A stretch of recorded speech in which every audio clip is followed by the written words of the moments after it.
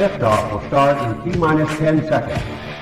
10, 9, 8, 7, 6, 5, 4, 3, 2, 1. We have ignition. It's time! 17 seconds from Game 7 or from championship number 6. Jordan open. Chicago with the lead. I've got a piece of it. It comes off.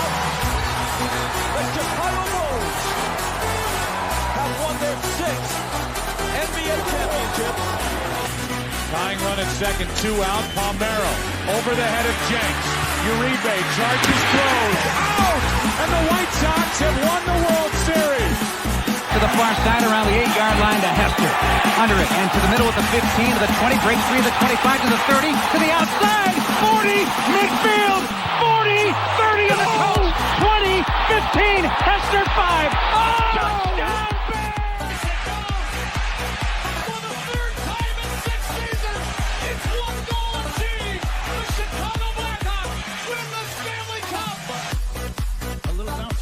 Toward Bryant. He will glove it in front of Rizzo.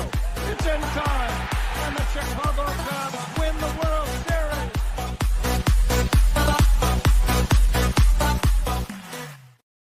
What up, what up, what up? Welcome to Shawn and Maya in the morning on this Hump Day edition. Hump Day!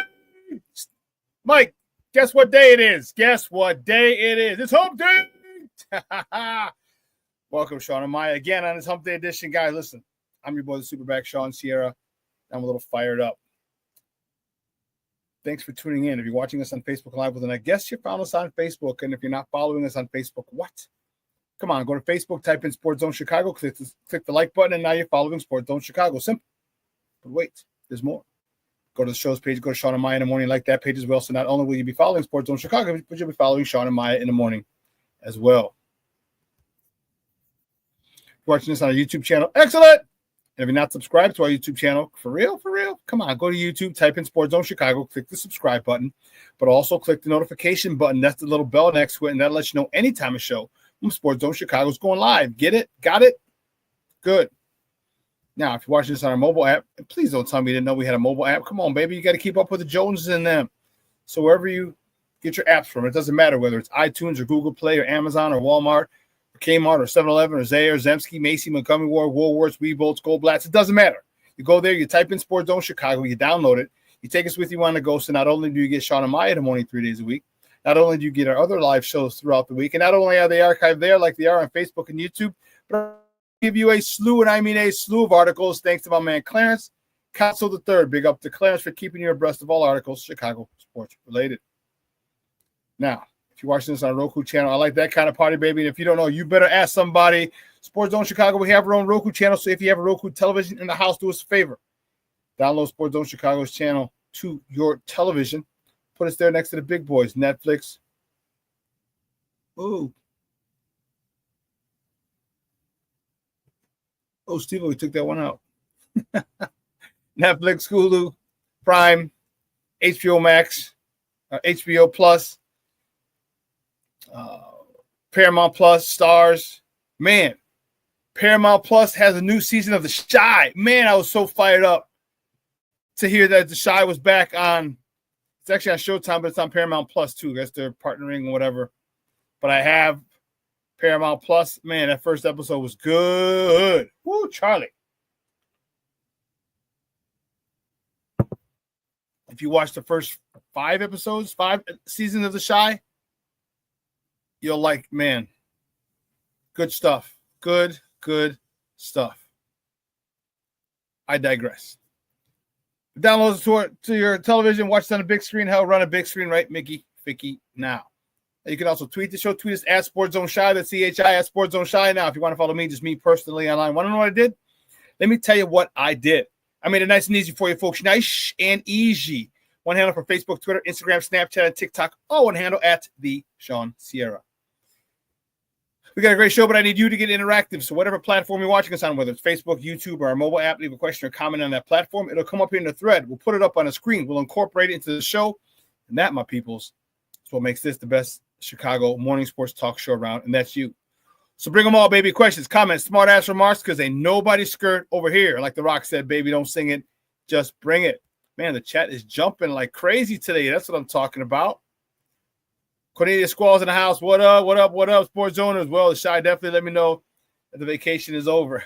Yeah, you're down in AZ. That's right. That's right.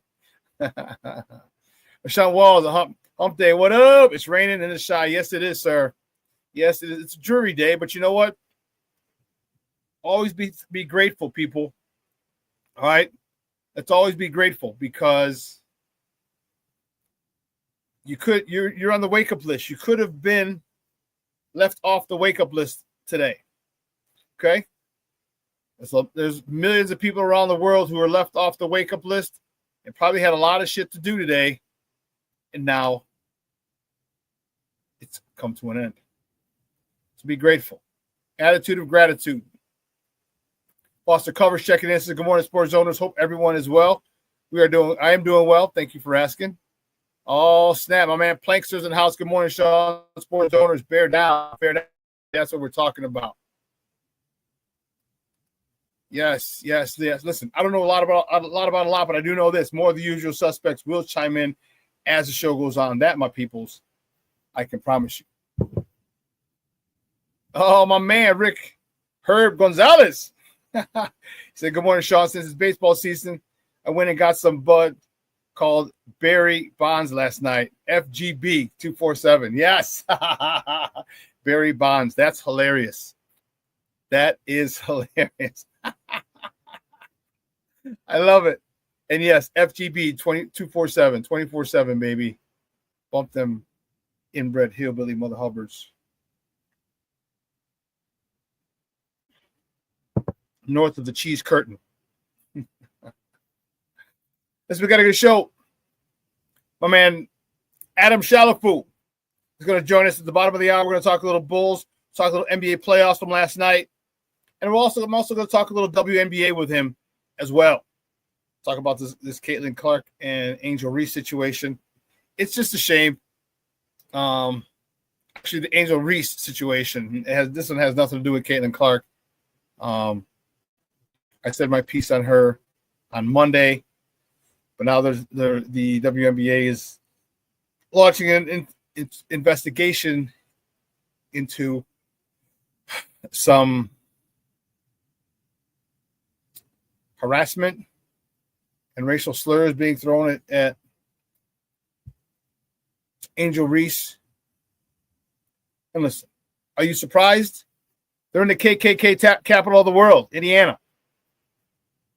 Are you surprised? You know, it's unfortunate, and I like how Caitlin Clark went to bat for Angel Reese as well. I don't think she has any ill will toward Angel Reese. I mean, why would she? You know, she's pretty much the face of the league now. Yeah.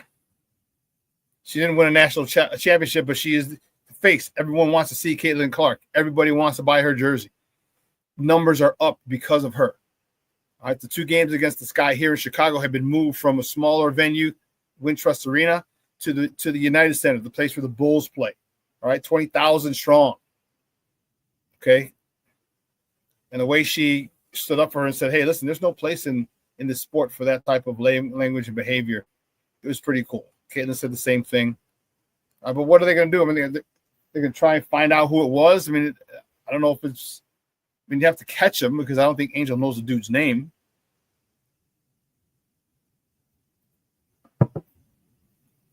But, I mean, and if they do find out, you know, you can ban them. That's great. Ban them.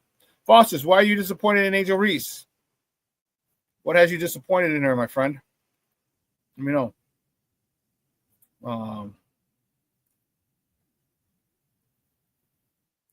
But yeah, that's that situation.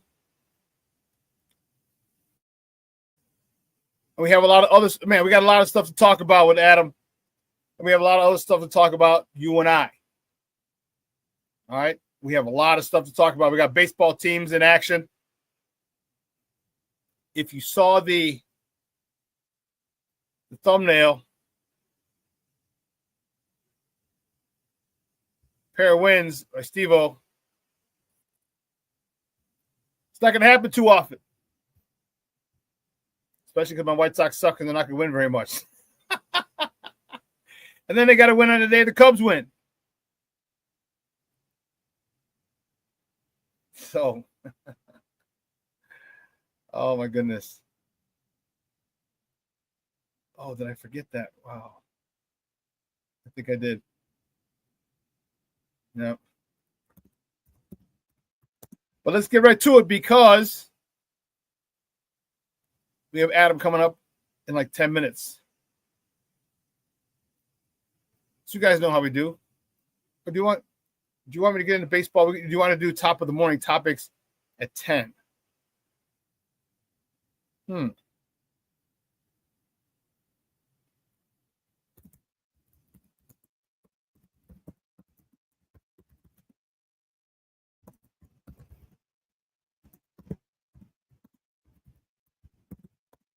Let's do it at 10.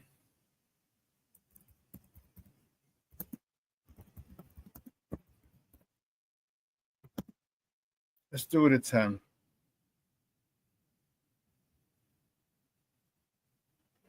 We can get into some. We only got 7 minutes before break anyway, so to start it would it'll be a little difficult to get it.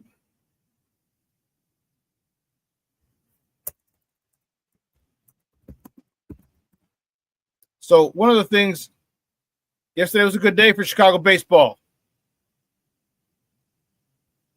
Good day for both teams. The White Sox and Cubs. The Cubs were able to bounce back. And it was interesting. Cubs bounced back in a big way. And it was close for a while. It was 1-0 and 1-1. And then the Cubs exploded in that 6th inning. They exploded again in the 8th or 9th inning. 6 more runs. I'm like, what the hell? The Cubs are playing some really good baseball right now. Really, really good baseball. And in their last 10 games, they're 7-3. So now they're tied with St. Louis in their last 10 games. Both teams are 7-3. That is the hottest last 10-game stretch. They're tied with St. Louis, who they're leading by 2. They are tied with Philadelphia, who's atop the NL East. These are the only 3 teams in the last 10 games. I'm sorry, in the Yankees. These are the only 4 teams in the last 10 games who are 7-3. If you didn't get walked off, you'd be 8-2 and have the best record in the last 10 games. You're getting key hits from everybody. You're getting really good starting pitching. Vital.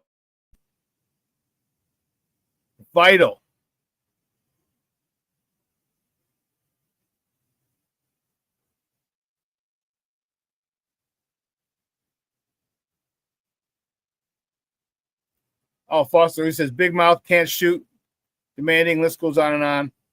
Well, she's gotten better. I'm not going to say she's Steph Curry, but she's gotten better. That's for sure. Mr. Smokefella himself, but Ben Mull in the house. What's up, Papa? How are you? Thanks for tuning in. James Ford in the house. There you go, Papa. Thanks for tuning in, buddy. I appreciate you. Yeah. We got some Bears news. We have a lot to talk, man. I'm fired up. I'm sorry if you can hear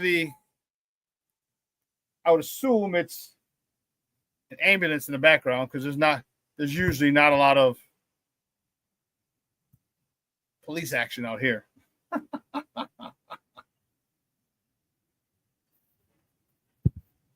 Not a lot of police action out here. Only time I shouldn't say the only time. The majority of the time that I hear the police out here is when there's an accident and they're going to block off the street. That's the majority of the reason that cops are blaring their sirens out this way. There's an accident over here. We got to go block off the street from here to here. Woo, woo, woo.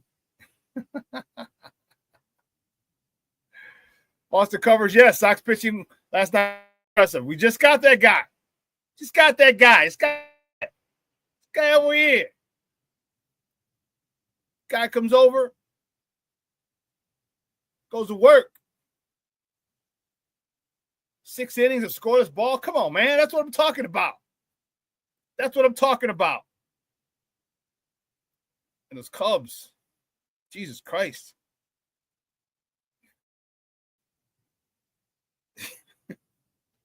Jesus Christ.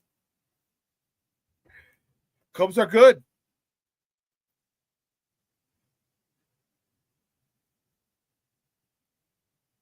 Cubs are good. And you have to, as much as I despise Cubs and Cub fans,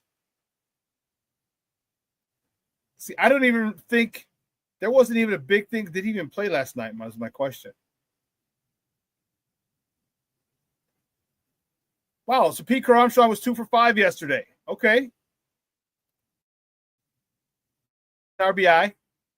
But yesterday was not a day. It was not a big PCA day. It wasn't a day where there were 14 runs scored, but he wasn't like in the mix. He had 1 RBI. Like he didn't go crazy. And he still scored 14 runs.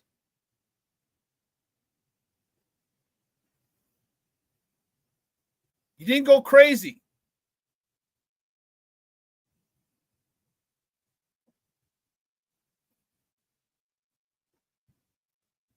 What, did the Hound Dogs win last night too, Foster? The rugby team, did they win too last night? That's funny. Levette Lee in here started shit already. She's like, go, Cubs, go. Come on now. Good morning, Ma. Thank you for tuning in. I appreciate it.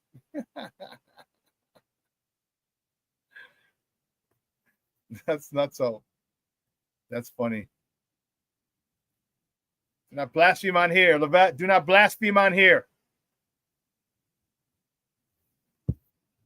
But good day in baseball for us. All right. You manufactured a run. The White Sox. Cubs manufactured a shitload of runs. And they're both teams are going for the series win today. All right. You're both going for the series win. Sox at home, Cubs in the 305. For those of you who don't know, that's Miami's area code, 305. So I hate to mansplain because many people know that, but not everyone does. So I have to make sure that everybody does when I say the 305. Oh, I said, no, they didn't play because they're about to begin their season. Okay. All right, thank you. All right, Cub fans, stop fraternizing in the chat, psychos. Freaking psychos. Listen, let's take a quick break. Let me get the warden off the CrossFit. All right, let me get the warden off the CrossFit, and we're going to welcome my man, Adam Chalifoux, on the other side of the break. Talk a little Bulls, talk a little NBA playoffs. Big win last night by OKC. Whew, big win. Embarrassing win. Woo, Charlie.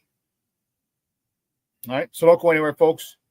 Keep it locked right here. Shawn and Maya in the morning on Sports Zone Chicago.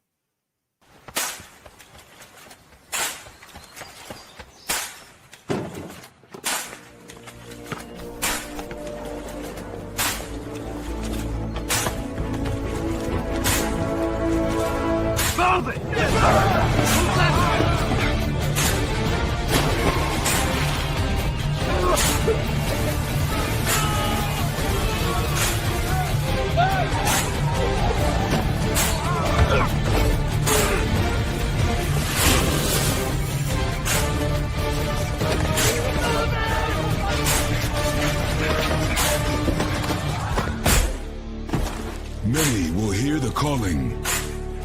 Few will earn the title. United States Marine. The few, the proud, the Marines. Hey, it's your boy, the SuperBack, Shawn Sierra, and be sure to follow Sports Zone Chicago on all social media platforms, on Facebook, Instagram, and our Roku channel. You can find us at Sports Zone Chicago, and on Twitter, we are at Sports Zone Shy. Also, be sure to download our mobile app so you can take Sports Zone Chicago with you on the go.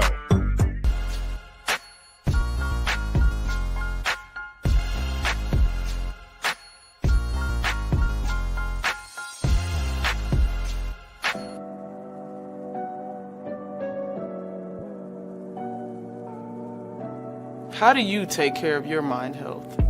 For my mental health, I meditate in the mornings. I have my dogs. They're the best. I just find ways that help me just relax. Finding things that make me happy, like being close to my family. I meditate a lot and read books. I have hobbies outside of the game. I'm able to switch off. I'm able to turn my brain off from the game of basketball. Your mind health matters. Your mind health matters.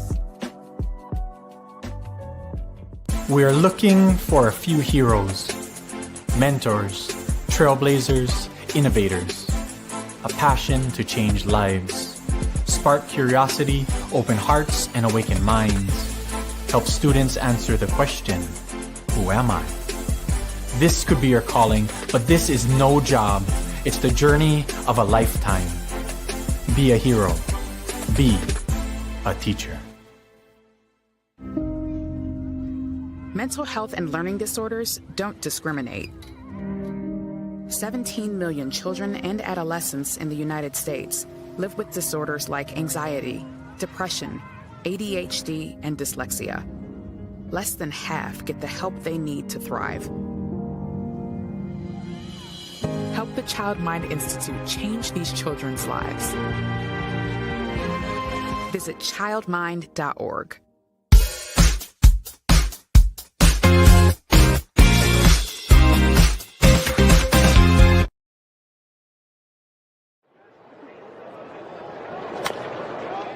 Chopper to the right side. Sosa will try to get 2. 1 at second. Mydroff's return throw in time. A double play.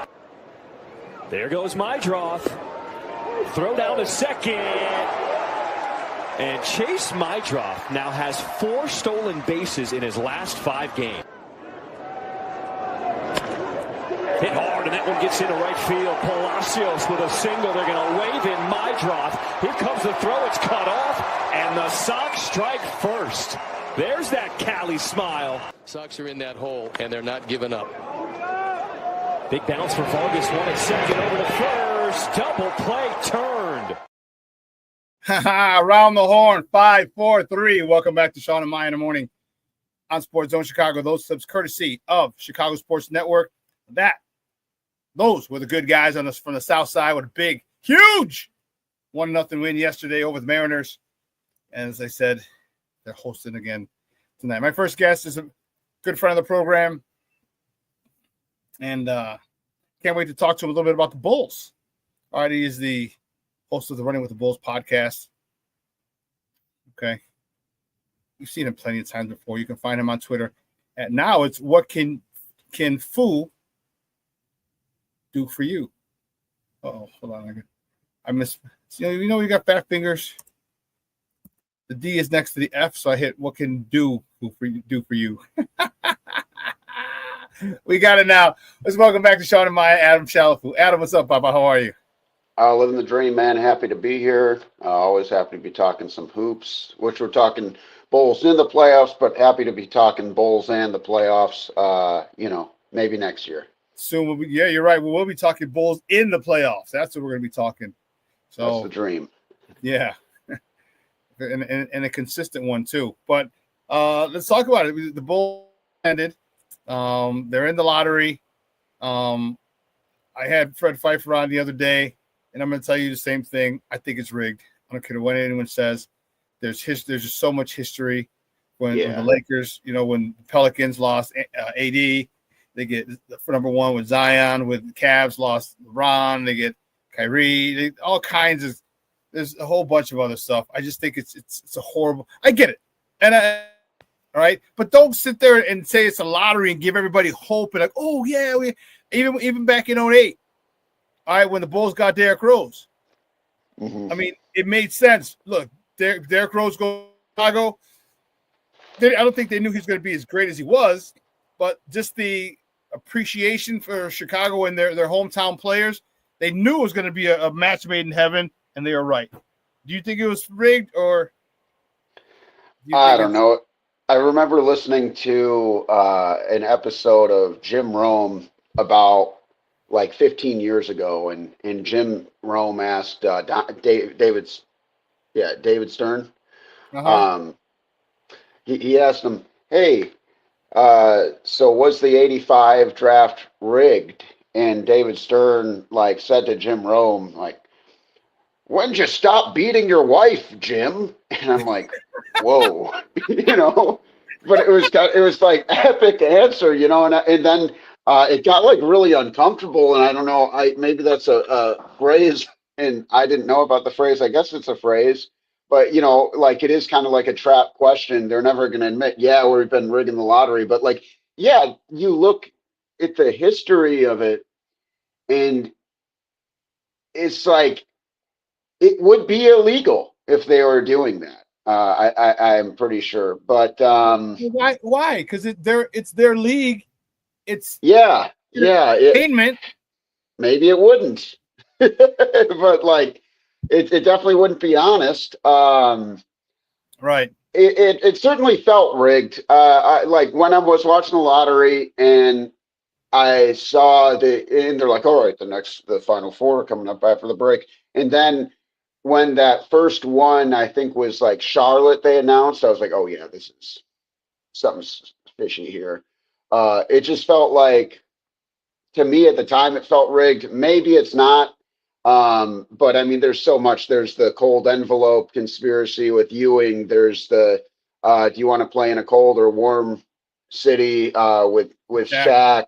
Yep. There's the stuff with Rose. There's like, yeah, right after the Stars leave. Now, I really don't think that for this particular scenario, it's as crazy as I've seen some of the, conspiracy theorists on the internet will like, oh, they traded Luka Doncic for the Cooper Flag pick. It's like, no, Dallas still tried their best to make the playoffs. Like Anthony Davis, they rushed him back. He got hurt again. Kyrie was playing like more minutes than anybody in the NBA. Like they were trying to chase a title this year. And I think that, like, no matter what you think about that Luka Doncic trade, just from a pure basketball sense, if that team's healthy, they would have made a deep run in the playoffs this year with Kyrie and AD. So I don't go as far as to say that, they were like, hey, we'll rig the lottery for you if you trade Luka to the Lakers so we can have the next great Laker. I don't think it's that far down the rabbit hole. Okay. And I hope it's not rigged, but it certainly felt pretty fishy when, like Dallas, it's just so unfortunate. Like a team like Charlotte, it would have been great if he goes to Charlotte because that's a great basketball state, North Carolina. That could have been something that brings that team into the mix. Utah, they've been a team that's kind of been, I think, tanking. And it seems like the NBA kind of got wise to that as well. But like to have it go to the Mavericks, who were just in the NBA Finals, less than a year ago, NBA Finals, like Western Conference Finals, too, obviously. But to have it go to them, it's like, all right, I guess it didn't sit well with me. I don't want to like speculate rigged, not rigged, but I'll tell you what, I didn't like it, and the odds were astronomically against it. And when you look like how often does something with the odds so astronomically stacked against it keep happening. Like you look at the 1.8 for Dallas to get that pick and the 1.7 for the Bulls to get that pick with the year they got D Rose. Yeah. So that's what 2.5 out of 200 combined, and those just happen to happen. Like it did happen. It just the odds are extremely fishy. Yeah. Well, let's get to the team. So now I'll ask you, like I asked some other Bulls people that I had on, what name should we be looking for? Because we're at 12. Are there 12 game changers or franchise changers in this draft? I don't think so. I think there's only a handful or a couple. One of the guys that I would love to get is Maluak, the guy from Duke, but is he going to be there? That's the question. Names should Bulls fans be looking for and start researching, because people don't really know a lot of these college guys because they're one and dones, which is really screws up the college game. But that's another story for another time. Well, first of all, I want to say my apologies if I butcher any of these names, but I'll throw a few out there. One guy who could be interesting, should he fall, would be the Illinois guard Kasparis Jakashionis. Yeah, Jakashionis. Yeah, whatever he is, good at basketball. And I feel like, the front office seems to have a soft spot for some of these Euros. That could be interesting, much easier, much more familiar name. I'd be very interested to see, and I think he could be available, Jace Richardson, son of Jason Richardson. Michigan State. And he's not as big as his dad. He's not the dunker his dad was. He's kind of a smaller guard, but like a really good shooter. He was the only dude, it seemed like, on that Michigan State team who was really a dead eye from three, shot around 40%. They're going to want to add shooting. Maluak, obviously, somebody I would love for the Bulls to get. We talked about a few times, but I've seen certain articles saying like he could go inside the top 10. I'm seeing New Orleans could be someone who tries to go with him. They really need a center. Cole Knuppel, should he fall from Duke, would be great. And then who knows? This Igor Demin from BYU could be really interesting. A lot of size, another big guard.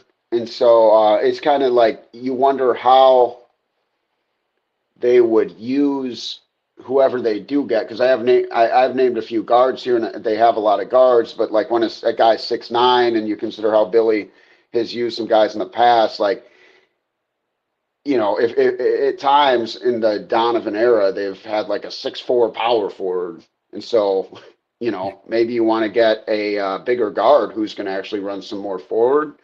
But we'll see.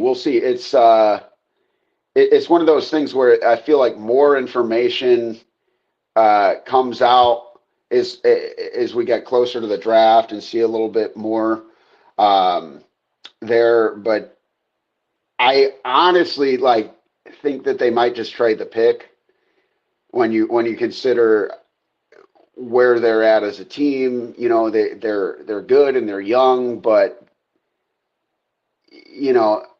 I could see them trying to package Vooch and that pick to try to get a player who might be a little bit more impactful now. Like we mentioned Sabonis, before.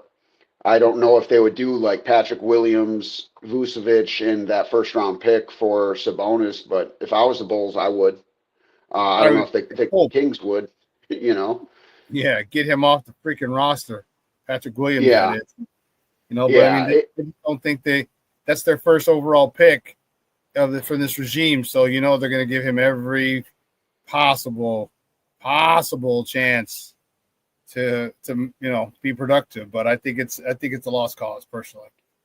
Yeah, he certainly has been big disappointment. I remember everyone's like, "Oh yeah, this guy's Kawhi Leonard." Is he? Is he? I don't know. Yeah. He's not even Kawhi Leonard when Kawhi Leonard's hurt. No, he's not even Shane Battier. So I would love Shane Battier. Shane Battier, wow. Now you're going back you're digging in the crates for that one. Shane Battier. I believe that was like the Marcus Fizer draft. I loved Battier at Duke, but that's good 3-and-D. And that's what they need Pap to be. But when he had such a bad shooting year, and that's going to hurt his trade value. But I think what makes him an interesting prospect, and the same thing if Bulls fans are trying to hold out hope for him, is $20 million is a lot considering the lack of production they've seen from him. But when you consider like the kind of player he is, yeah, he's got to live up to it. But at times he played really good defense. He's usually more consistent on the defensive end than the offensive end. We've seen some of that athleticism. We've seen that he can be a good rebounder, switchable. So I feel like you got to like what you're seeing on the defensive end of the floor for the most part. In shooting wise, like he's been around 40% from three most of his career. There's been the thing is like, oh, you want this guy to be more aggressive, but for a team looking to add a piece, I'll use the Golden State Warriors is an example, even though they're not a team that I think would necessarily be involved. But like, let's look at the Warriors, for example, as a team that could use another like steady 3-and-D guy who's going to be able to just catch and shoot and play some good defense. Obviously, they got Butler, but like there's teams who are going to be like, oh, this guy can play good defense and shoot around high 30s from three, $20 million. Okay, he can be a piece for us. I don't think he's ever going to be a focal point, and I think that's where the disappointment comes in because the Bulls got him 4th. I think if they drafted him 14th, we'd have a different conversation about him. But when you throw in the fact that he was picked 4th and he's getting paid that $20 million, it's kind of a tougher pill to swallow. But when you really consider it, like a 3-and-D guy, if you're like, if he can just be steady, if he can just be a good 3-and-D guy who plays good defense, shoots 40% from three, then yeah, he's worth $20 million. But this year, he kind of sucked as a shooter. His field goal percentage was way down. So it's almost like a flyer for any team who would want to kind of kick the tires on him. But he's 23? Like, there's also a world where he does continue to get better. Like, look what happened with Lauri Markkanen. And then Bulls fans are like, oh, we should have never let him go. But, right. Like, it's probably some of the same fans who are like, get him out of here. We see it. We see it happen. Never please the fans, and I agree with you. And, so the question, and the only reason I would disagree a little on the Lauri Markkanen thing is, like, we've seen people develop here. We've seen Isle develop. We've seen Kobe develop. All right, so we've seen some. With the other regime, we didn't see people develop. So I can see why, the Lauri Markkanen thing stung because we didn't develop them. Yeah. But here we've seen people who have developed.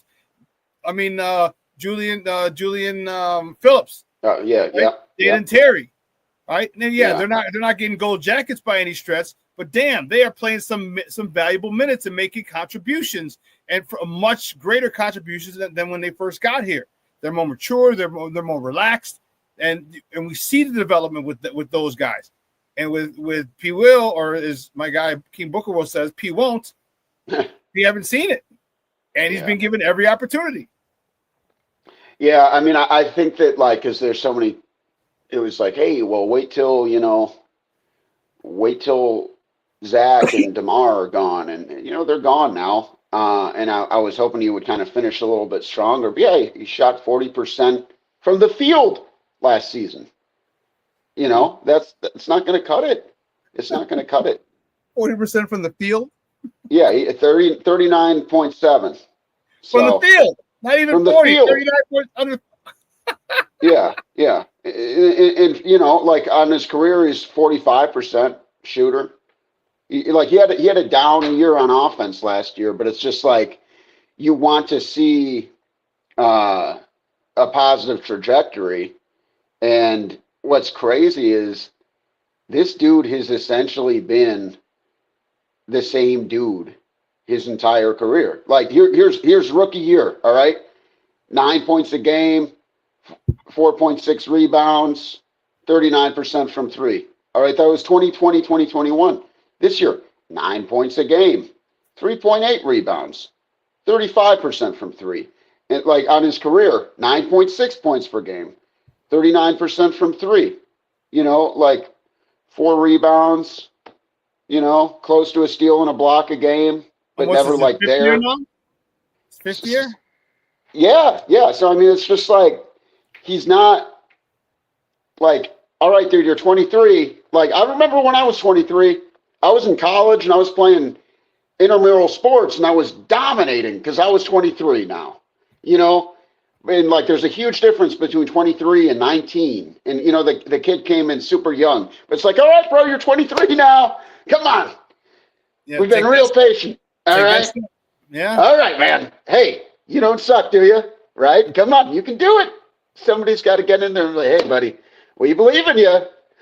Try to suck a little less this next season, all right? You know, and we'll see. We'll see. But it's like, yeah. And that's why I feel like he'd be kind of a tough piece to move, but golly, just the comedy of like, if the Kings just turned into the Bulls, like all of a sudden they got Patrick Williams, Nikola Vucevic, Zach LaVine, and DeMar DeRozan. Oh like, my God, that'd be hilarious. Oh man, yeah. Dude, Sacramento fans they'd shit themselves. They would be pissed. They'd be pissed. Oh, so Vlade Divac. He'd have to move back to Europe. What is your take on the Zach? You got me thinking Zach LaVine on the Josh Giddey situation. You think he's getting a 25-30 mil? And if you do, is he worth it? The kid's young. He's real young. Yeah, I think you have to. I think you have to. It doesn't answer the question. Yeah, I think he is worth it, and okay. I think that like you are seeing, you know, the impact Caruso's made, right? Like in the playoffs, and they didn't trade Josh Giddey for no reason, you know. If they traded to do a rent an Aussie or whatever for 1 year and gave up Alex Caruso, then they're even stupider than I've ever thought. But I don't think that's the case. We saw what he did when they let him run the offense. We saw the finish of the season he had. And like you said, he's extremely young. And so I do think that he is going to be around for the long haul. And I mean, I think he's the best player on the Bulls. And when you look at kind of like where there's a roster, this kid's not even 23 years old. Mm-hmm. He's coming off the best stretch of his career. You can't, like, the alternative, and that's why I say, like, you have to keep him, like, what's the alternative? Yeah. It sucks. Yeah. You know, like Giddey, he makes up for a lot of the mistakes that the front office has made, frankly. Because, like, we can talk about Giddey, well, like, shoot, we just talked about Patrick Williams, how bad they missed on that pick. Yeah. Well, Giddey's younger, you know, and they both got a long road ahead of them. Like, as I've said before, because this guy was the 6th overall pick in 2021. Like, this guy is just coming into his 5th year, and I think you have seen steady growth. He's gotten better and better every single year. He's increased his 3-point shooting percentage. He shot damn near 38% this year from 3. He started to kind of expand his bag. He took the most 3-pointers he's ever taken this year too. He started to kind of like make some step backs. He's really hard to guard in the post with some of those hook shots. He makes everybody around him better. I know it's a cliche, but if the Bulls are trying to, you know, think for the future, they absolutely cannot let this guy go anywhere else, because you're not going to find a point guard. And there's a chance that this guy winds up being better than LaMelo Ball, you know, and like LaMelo's got the brand name, but like I would rather have Josh Giddey at this point because he doesn't miss a ton of games and he's thriving here. And so, yeah, you got to re-sign him. You got to pay him what he's worth, and he's worth that money. He earned that bag. And when you look at it in terms of like, obviously he wasn't drafted by the Bulls, but yeah, you knew this kid was eventually going to get paid when he got taken 6th overall. It's more likely than not, eventually he gets his bag. So what do we jettison any guards? Do we get everybody? Anyone out of here? I mean, you just talked about we talked about Io, we talked about Cole, we talked about Josh, we talked about Alonzo. All right, we talked, and we didn't mention, but also there's Trey Jones as well. And you know his contract expiring, but still, you know, I mean, these are all players that you know we have on our roster currently. Who are we getting rid of? Because we can't keep all these guards, can we? Well, you know, I'm gonna pull up some contract stuff for this next year. So Trey Jones, not necessarily back. You know, his deal's expiring. It doesn't mean he won't be a Bull next year, but you know, guys like coming off the books one way or another. Trey Jones, like I said, I think they'll bring back Giddey. Talen Horton-Tucker, it's like, do you consider that guy a small forward? Is he a guard? I mean, I think Kobe White's back. I think Lonzo Ball is probably back, but he's also a really interesting player. Should there be a team that's like we talked about that potential Sacramento trade, like Lonzo's got some trade value, weirdly enough, because he's on just a $10 million contract. I think that if he's around, though, he is going to be used a little bit differently. He's kind of a utility player for the Bulls. Like, he's a backup point guard, but he's also somebody that they run a little bit on the wing because his catch and shoot ability. And, you know, by kind of moving him around, it thins out that backcourt a little bit. But it does feel like somebody's got to go. Like Javon Carter, what are we doing with him? Ayo Dosunmu, like, well, you're pretty similar to Lonzo Ball, and maybe Lonzo's a little bit better. Like, I think Kobe White, with the season he just came off, he's definitely going to be around unless somebody like offers a huge haul for him. Right. But I would say that like Trey Jones is probably the odd man out, just because he's a good player, but he's off the books, and they're gonna, I think, more likely gonna need to look at the front court and say, hey, we got to kind of balance this roster out a little bit. And I do think that there are some pretty realistic targets where they can kind of like improve some of their weak spots. Guard play wasn't really an issue for them this year. You could say that was like the only consistent bright spot, even some of those Lonzo Ball games. But we'll see. You know, I wouldn't be completely surprised if like Kevin Huerter winds up getting moved. Like I think the Bulls are at a place where they could make a lot of moves this summer, depending on just like what else happens around the league, who might be available via trade. Because you got guys who aren't necessarily coming back, aren't on the books, but then you also got tradable assets that have some value, and that's where you start to kind of look at those Lonzos and those Herders. So I apologize for not really answering the question, but there's just so many different variables and factors and ways it could go that I feel like there's just no clear answer right now. Yeah, I like Kevin Huerter. He gives me that, or gives us that catch and shoot type of thing. Yeah. And he's tall. He's not 6'3", 6'4". You know what I mean? He's like 6'6", 6'7", something like that. Maybe 6'8". I don't even remember, to be honest with you, but I know he's in the taller part of 6 feet range. And do we keep him? You know, is he good enough for us to offer him to bring him back and to have him part of the mix? You know, are the Bulls going to be that team that's going to be running up and down the court, but they still need a rim protector? What are they going to do in the front court? There's a lot of questions that that need to be answered. You know, and are we going to be able to do it with this draft?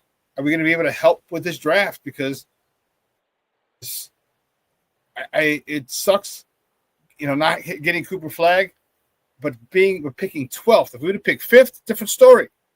Yeah, different story. But we're picking 12th, and that seems to be out of the range of game-changing players.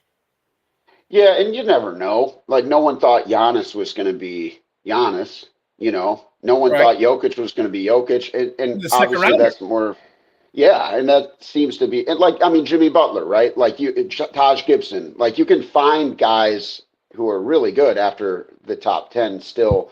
But yeah, it's like you got to have a combination of good scouting and luck. And you look at the Bulls and you kind of wonder if they have either the last few years. So it gets real tough. But yeah, I mean, like Herter's on the book for the 25-26 season at $18 million a year. And I guess that's the value. Like when I look at these numbers, I have to remind myself that like the cap grows every year, and like what's 20 million now versus what was 20 million, 10 years ago, as far as like NBA talk, it's so drastically different. Yeah. And so I feel like Herter played a lot better, especially once he kind of found, because at the beginning, those first few games with Herter, I was like, I don't know about this dude. But he started to find his rhythm and kind of fit with the team. Yeah, he settled in. He was a lot better.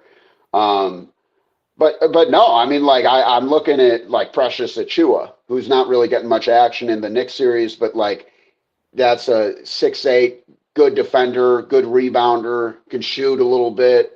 That's a guy who could be an important piece on the bench for the Bulls and make it where they're not stuck doing these, like having a point guard or a shooting guard. Like Ayodosumu, how much power forward did he play last year? You know? So I'm kind of looking at like guys like him. Obviously free agency comes after the draft, but like if they don't get a big, and even if they do get a big, maybe he's not ready right away. Like I'm looking at guys like Santi Aldama. I'm looking at Precious Achiuwa.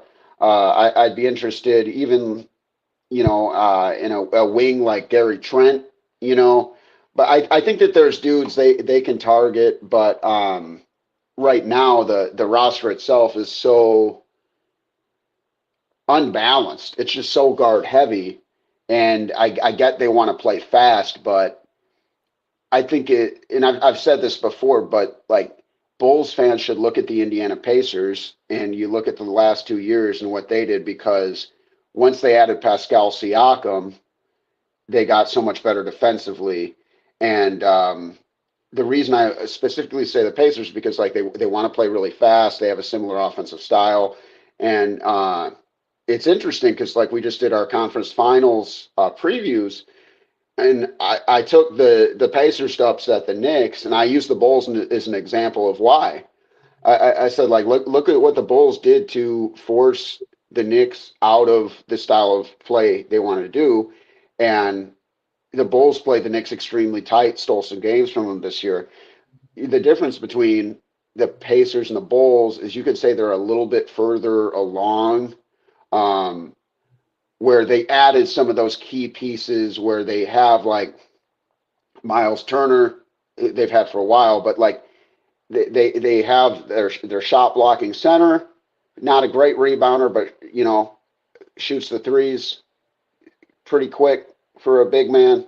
And then you got Siakam, who's like such a critical point because of he's a big man who kind of like can handle the ball. He's not going to run point, but we saw what he brought to the championship team and the kind of player he's been, really beginning with his heyday in Toronto there, but like an important veteran piece. But like the Pacers got better on defense and they got better at rebounding. And so they went from a kind of gimmicky, as the Bulls were called by Bill Simmons, gimmicky. The Pacers went from this gimmicky run and gun team that was going to beat you by just playing faster than you, forcing you to play at their speed and then hitting more threes than you. That's how they stole a lot of games. That's how they had a lot of their comebacks. But it is a little gimmicky. And once they are able to like actually add more defense and add more rebounding by shoring up some of that front court and maybe moving off some of the pieces who are a liability on the defensive side,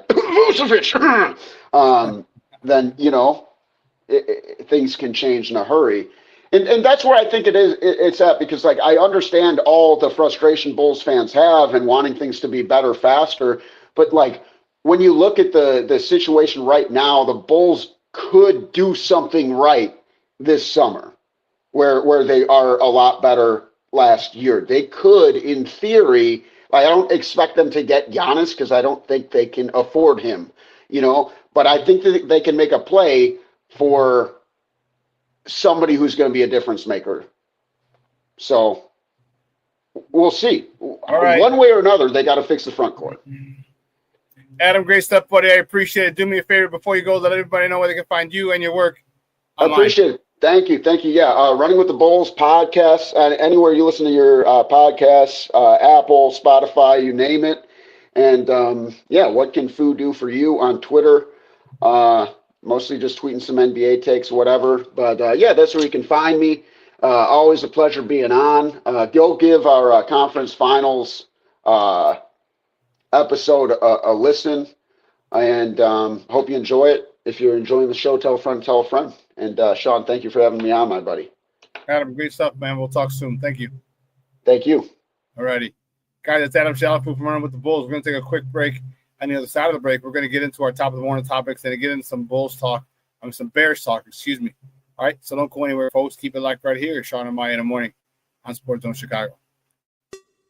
Hey, it's your boy, the SuperBack, Shawn Sierra, and be sure to follow Sports Zone Chicago on all social media platforms, on Facebook, Instagram, and our Roku channel. You can find us at Sports Zone Chicago, and on Twitter, we are at Sports Zone Shy. Also, be sure to download our mobile app so you can take Sports Zone Chicago with you on the go.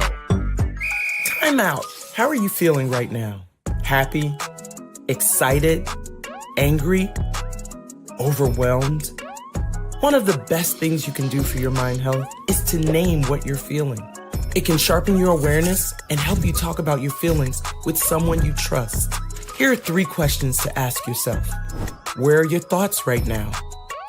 In the past, the present, the future? Do you notice any sensations in your body? Is your heart beating fast? Is there a flutter in your stomach? Or are you fully relaxed? What do you need right now? Time with others? Time to yourself? Remember, there's power in this awareness. So find ways to identify what you're feeling today.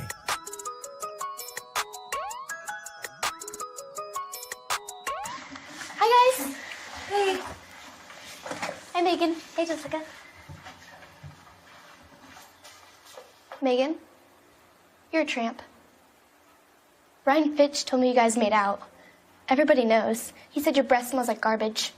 And he almost puked. He says you're the most desperate girl he knows, besides your mom. How many boyfriends does she have anyway? Lots? Your makeup makes you look like a clown.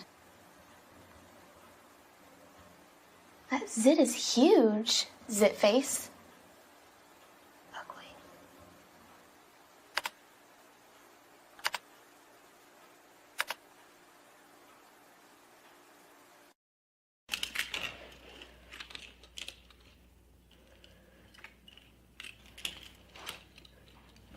Hey, bud, what you doing? I'm playing with cars.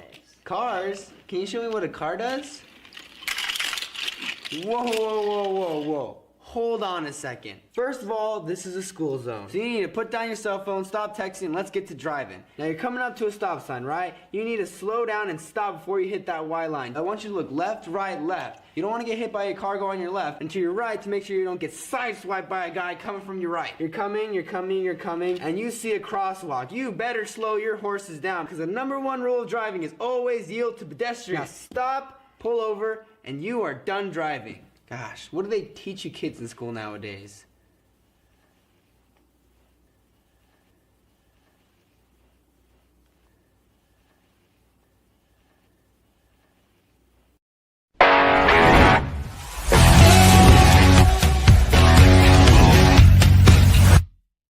Kid's got a heck of a beard growing. Nicely done, kid. Happy birthday. Turner out to right field. Sanchez on his way back at the warning track. He jumps. He dropped it. Turner to second. Slides in safely. When the Cubs got 4 back last night. Looper to center. Trouble. Falls in for a base hit. Runner scores. Cubs lead 2-1. Keep the line moving. Armstrong up. Line drive shallow left field. That's a base hit. Another run is in. The runners move up 1 base each. Pete Crow Armstrong delivers. Sitting and looking for much, much more. Hit right side. Shoots into right field for a base hit. 1 run scores. Here comes another. Throw home the slide. He's safe. Dansby just bumps 5-1 Cubs. 2-run single Nico Horner. Listen to the Cub fans here at Lone Depot. Welcome back to Shawn and I in the morning at Sports Zone Chicago. Those are the Northsiders. Man, just beating. Wow. Putting up run after run after run. They're going station to station to station. You know how difficult that is? You know how difficult that is for teams to go? And literally, I think they went 2 batters, base hit, everyone moved up the base before the two-run single. Crazy. Crazy. What do they say? What did he say? Keep the line moving. That is the quintessential example of keep the line moving. Single. Bases loaded, single. 1 run scores. Everybody. Next guy up, single. 1 run scores. Everybody advances. Next guy up, base hit, 2 score. You know, what would have been the best thing if someone's hit when shopping at the gap and cleared the bases. But the Cubs are on fire, man. Cubs are on fire. Now he looked like I thought he was too, but he went around the tag. I was like, oh, at first I thought out, but on that second, the second angle, he went around and tagged the base. He avoided that tag by the catcher. Yeah, manufacture runs. That's the bottom line. Can you manufacture runs? The Cubs they're in a way to they're finding ways to manufacture a lot of runs. He was safe. I was just hating. Appreciate the honesty, dog. Appreciate the honesty. But that's what the White Sox got. That's what they did yesterday. White Sox that's what they did. So you know what? Let's get it cracking, man. Guys, you know how we do the first segment of every show, which got pushed back to the second segment today. It's called Top of the Morning. It won't come just when you want it.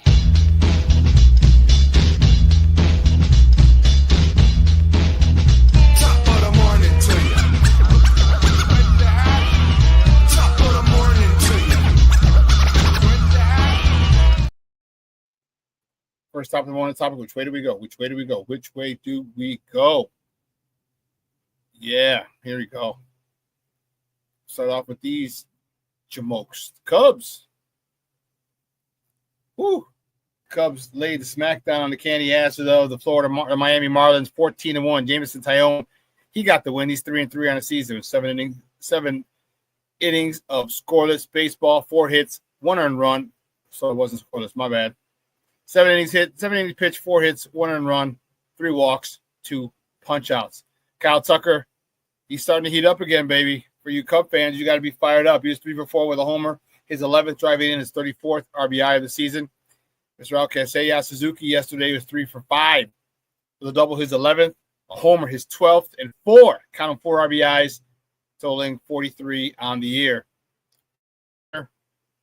3 for 4 with a double, his second. Remember, his first double was the walk-off winner for the Cubs a week and a half ago. All right. He was 3 for 4 with his second double, driving in his 10th RBI of the season.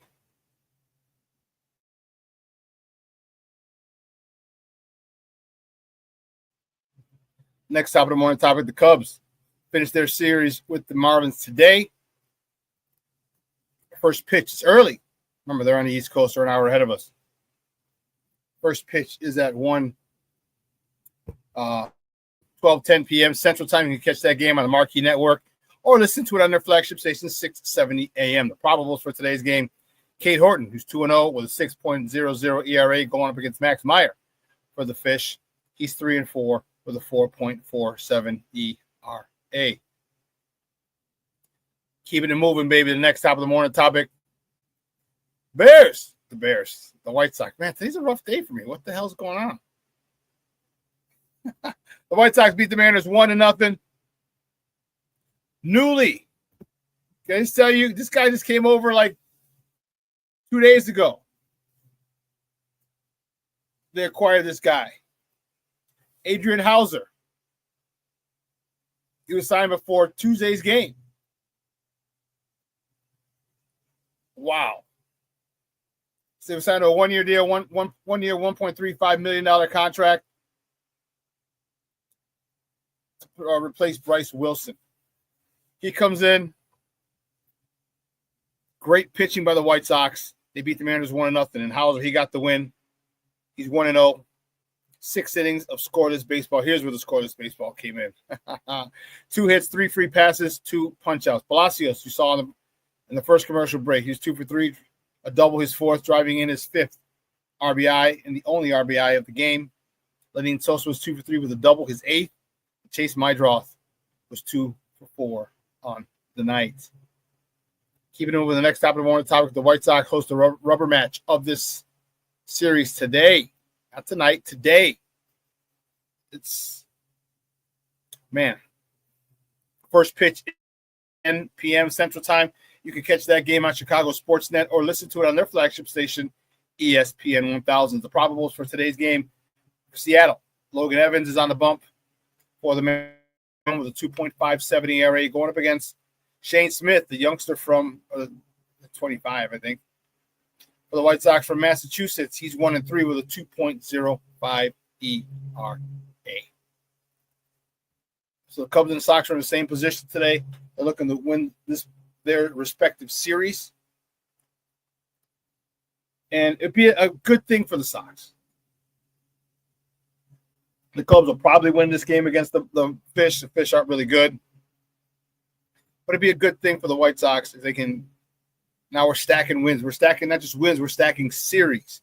That'd be, 3 out of our last 4 series we lost? Or we won? That is how you avoid 121 losses. That, my peoples, is how you do it. Next top of the morning topic. Definitely want your opinion on this one. Give me some feedback, baby. The NFL owners unanimously, every single one of them, voted to allow the NFL players to compete in flag football in the 2028 Summer Olympics that will be held in Los Angeles. One of the stars, A.J. Brown from the Philadelphia Eagles, said he would not participate. Said it would be too close to training camp, and he wants to give everything he can to the Eagles. He wanted to keep the main thing. The main thing is exactly what he said. According to Patrick Finney in today's Chicago Sun-Times, he says, at the Olympics, which will run from July 14th to July 30th in 2028, will feature 6 national teams of 10 players each. Each country will be allowed to select no more than 1 player per roster. NFL training camps typically begin the last week of July.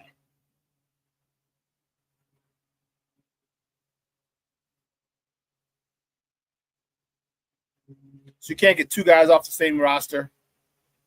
But I think it's cool. I think it's really cool, and I think it's awesome because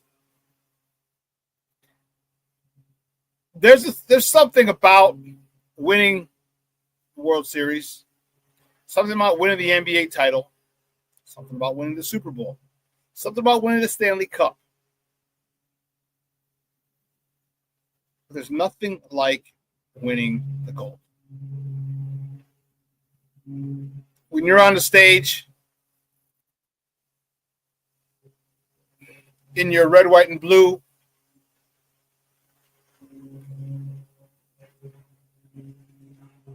the gentleman comes by and puts the gold medal around your neck, and you stand there as our national anthem plays. Now, I get it.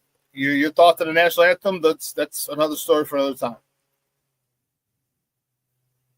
There can't be very many feelings better in the world than having that. Our national anthem play as we receive gold medals. That's one thing I'll never, ever achieve. I've had won plenty of championships in my life, but that would be one that would probably be so moving and emotional to represent your country. I mean, hell, I wanted a gold medal as a kid. I didn't know what I wanted to do, but I wanted to. I remember the Olympics that I recall the most. My first memory of the Olympics was the 1980 Olympics. The 1976 Olympics in Montreal, I didn't remember. That's when Sugar Ray Leonard, who won the gold and really came on the map before he went pro. And I don't really remember those. But in 1980 in no, it wasn't in LA. 84 was in LA. Where was? I have a whole bunch of you. Where the 1980? Was that Russia?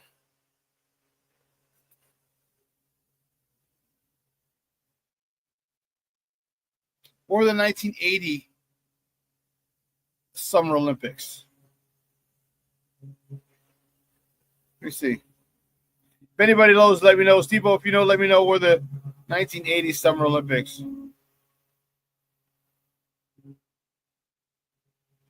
Oh, Russia. Soviet Union. That's right, the boycott. That's right. Okay. So I remember that.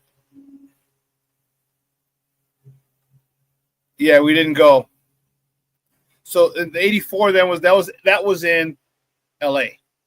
Carl Lewis won like 75 gold medals. That was crazy. Flojo was 92. But that was my first recollection of the Olympics. How great would it have been?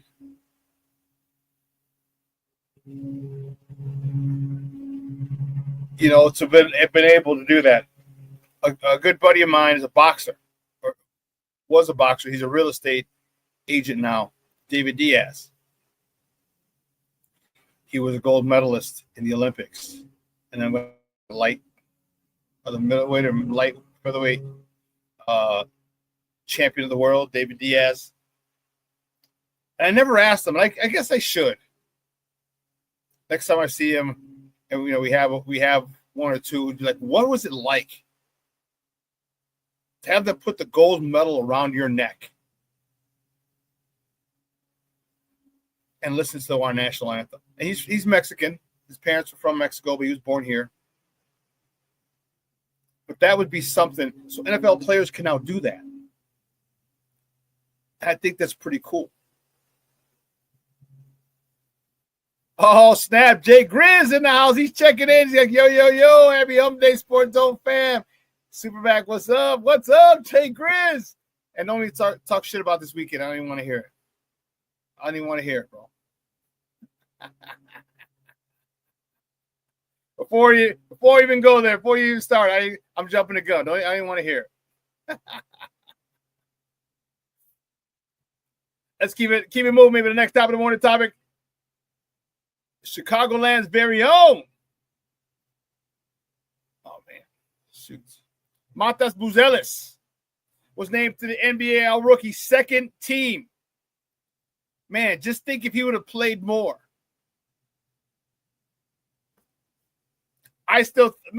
this kid is something special. This kid is something special, man. I love it. He's one of those kids that we can build upon. You're a fool, boy. He's like, we fly that W flag high like Jim Jones.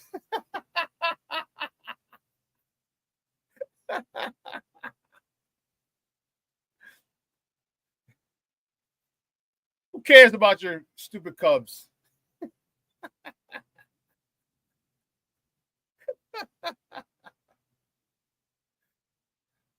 King Booker Wilson, like I said in Chicago, we didn't yell mustard, we yell Matas. I'm glad you clarified, Jay Grizz. Jim Jones, a rapper, not the cult leader. Yeah, we do yell Matas, because this kid is going to be special. Like I said, remember the 26-27 season. I want to see him when he comes back. I want to see him after he's been in the weight room, not after this offseason. I want to see him a little bit in the fall, how much he's been in the weight room. But in 26-27, when he's added another 10, maybe 15 pounds, so he should have 10 to 15 pounds this offseason, add another 10 to 15 pounds next offseason. And the attitude that mug has, Lowry Marketing 2.0. But happy for this guy. How he felt to us, I don't know, but God was looking down on us when we got Matas Buzelis. So congratulations, young man. Kid from Hinsdale, Chicago Bulls fan, growing up. Drafted by the Bulls, named to the NBA All-Rookie second team.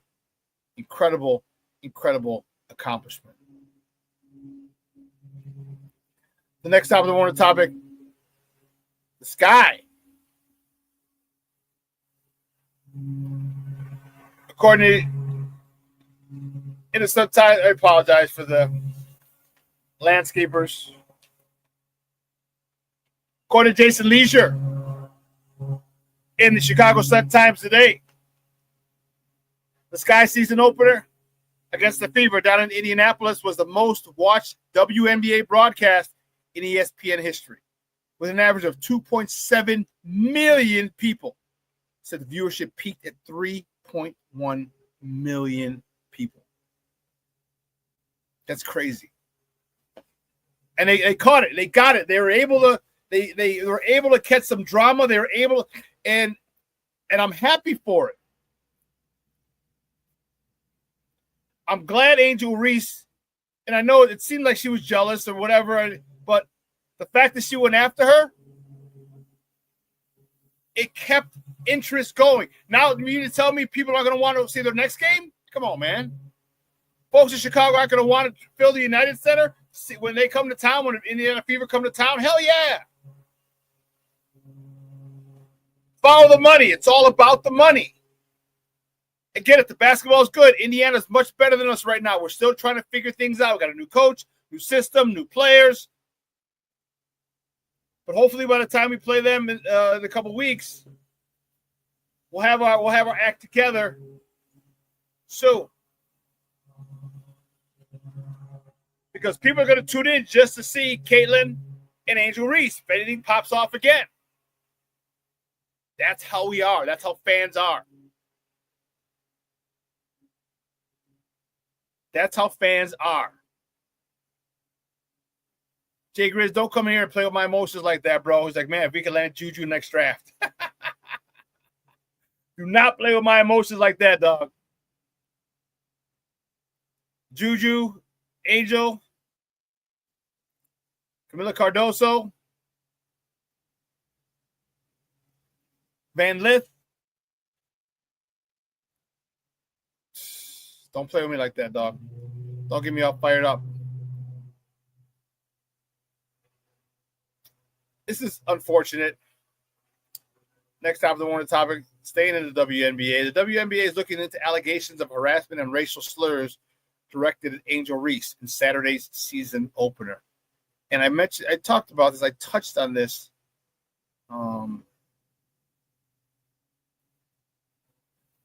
earlier in the show. And there's really no place for this. You know what I mean?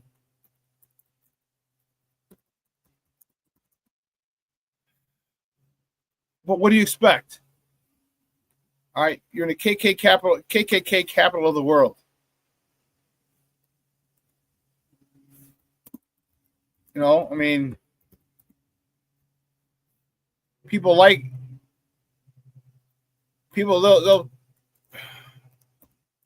fans will tolerate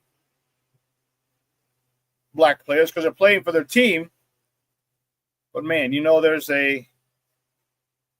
quite a bit of animosity. If they weren't playing for their teams, man. So the WNBA is looking into this. And I mean, what are they going to do? Are they going to find it? I hope they're able to do something. Well, what would they do if they find out the person who did it? Ban them? That'd be appropriate.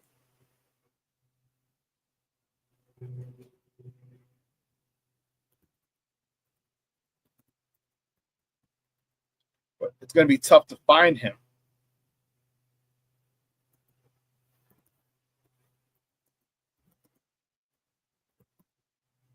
It's interesting. I mean, let's keep it moving.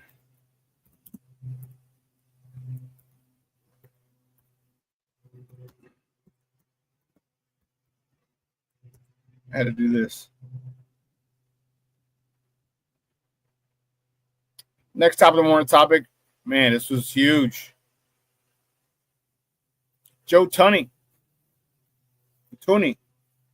Bears free agent guard they traded that free agent. Bears guard they traded for.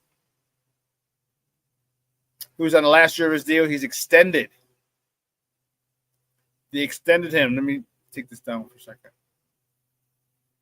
He was supposed to be making $16 million a year, but they did away with that and they paid him this year plus 2 more years.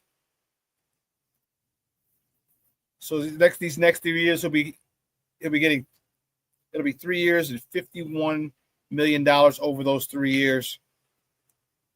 And he's guaranteed $33.5 million. I like this signing a lot. Because I like what it does. It stabilizes, and I know he's 32 and whatnot, 32, 33, 34. But it gives you a winner.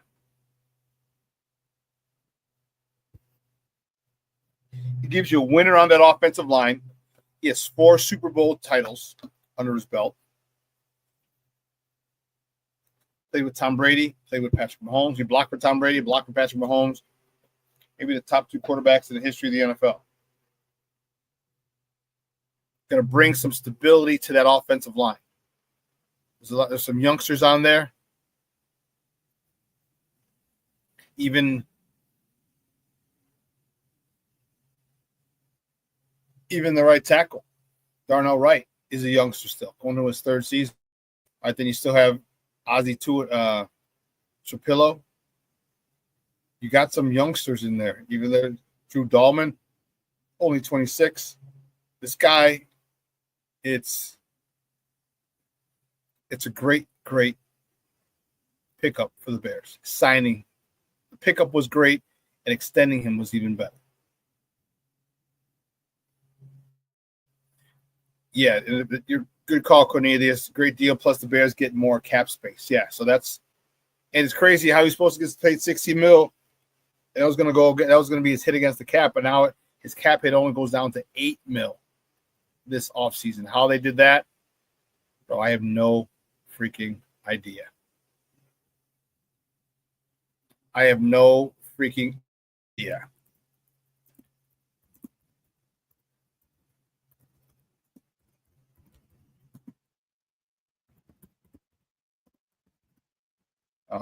Check this out.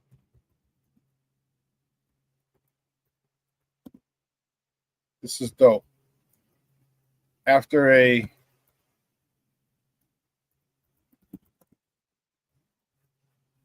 crappy weekend, this was good news to hear.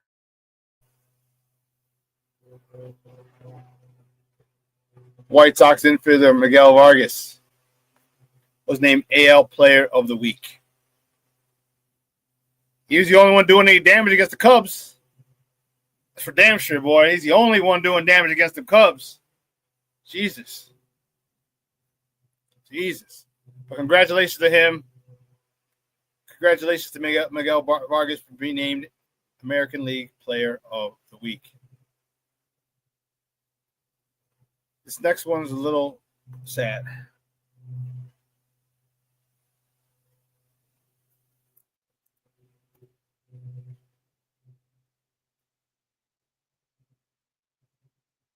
George Wendt.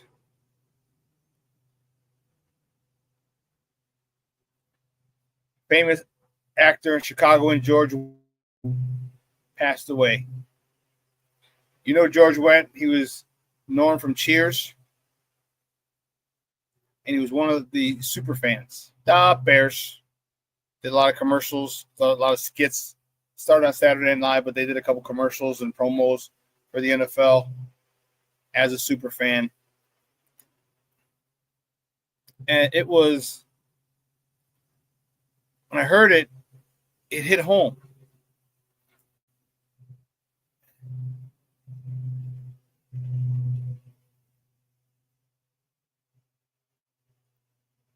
I'm available. Well, that's what I'm going to say. It hit home because I remember I wasn't a big Cheers fan. All right? I wasn't a big Cheers fan. But I do remember, I went to school in Massachusetts, and Cheers is in Boston. It was set in Boston, but the actual restaurant or bar is in Boston. It looks nothing like the set. Nothing. But I'll never forget, we were at the Cape Cod. It was after finals. 1993, I think it was.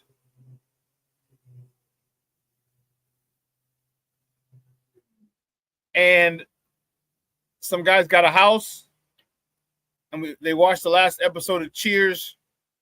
I'm not even going to. A lot of guys on the team watched the last episode of Cheers in a house, drinking, getting hammered.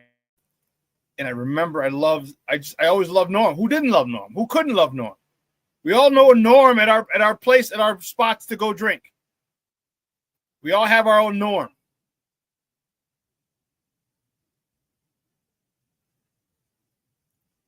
And it hurt. And this is why I tell you, make sure you let your loved ones know you love them. Because, man, time moves fast. And it sucks. It just shows we're getting older as more and more people we know pass away. And, man, that was a tough one, man. Geek Booker, well, you're a fool. Bears, tree, 180 tree. Packers.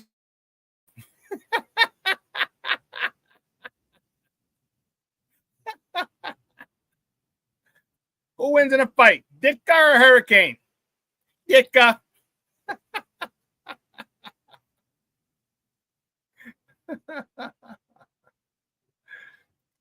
Yep. Rest in peace. Superfan Bob. Norm. According to this call, says rest in peace, Mr. Wendt. Playing to the Bears. And Frazier is on it. I'm not sure what you mean, Brandon. Yeah, Mr. Shorty. George Wendt passed away. Super fan. Yeah. Yeah, that hurt. That one hurt, man. That hurt. That hurt.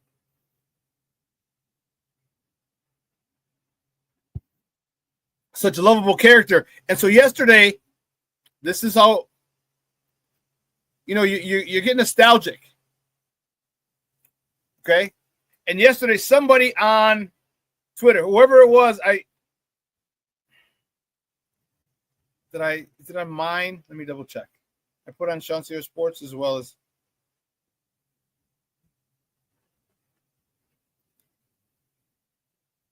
there was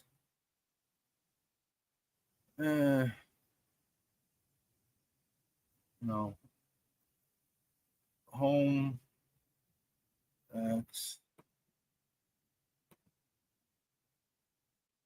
I know I retweeted it on my personal page, but there was somebody, and I thank them profusely,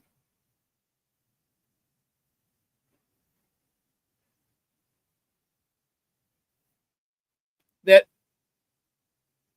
cut up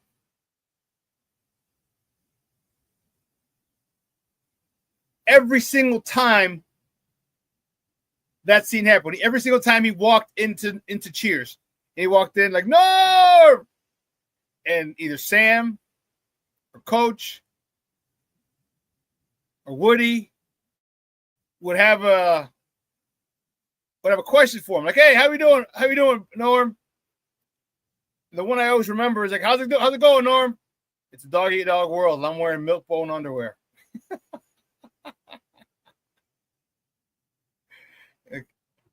Sam said one thing, he's like, everyone's like, no. I was like, hey, Norm, what would you say to a cold beer?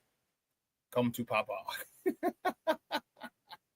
And they had the intro, the entrance to Cheers, and then the episode, the season, and they were like 40.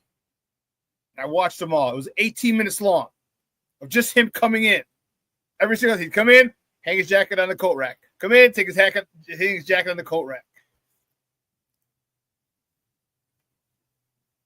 Sad, sad day for Chicagoans. He's a true Chicagoan through and through.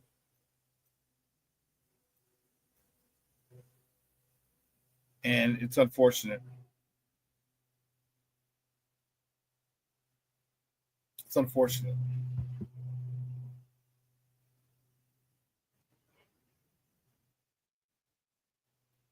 Oh, wow.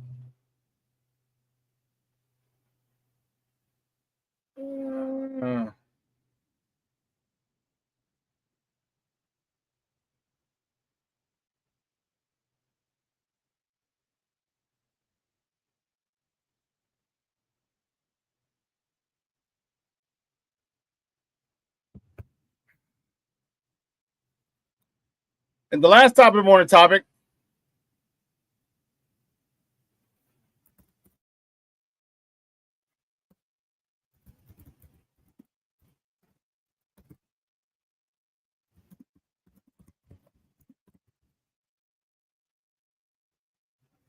Excuse me. Is here. And here's what I'm fired up about. The Bears continue OTAs at Alice Hall. All right. I'm fired up about this.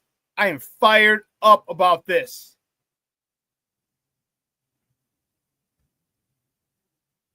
I think it's still voluntary right now, but I think there's going to be a huge, huge percentage of the players showing up, if not 100%. Okay, new coaches, new system, new staff.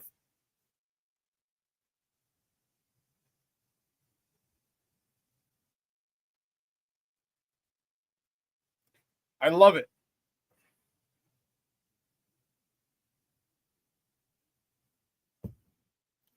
I'm anxious to see if we can take this whole organization to another level. All right, we got the bell of the ball. We have Ben Johnson. We added weapons. We added Luther Burden. We added JonahJackson. We added Drew Dahlman. We added Joe Tooney.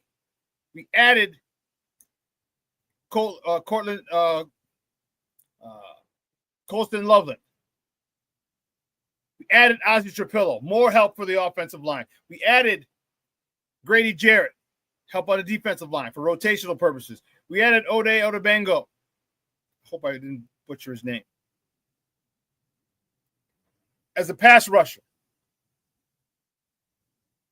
We added Eric Bieniemy as a running back coach. We added Antoine Randall as a wide receivers coach. We added Dennis Allen as a defensive coordinator. We added Al Harris as a cornerbacks coach. We added great, great players to this and coaches to this organization.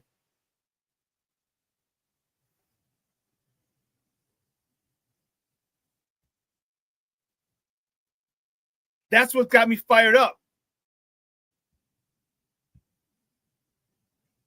Because there was a very wise man who once said, coaching matters. I don't remember his name. The very wise man he was said, coaching matters.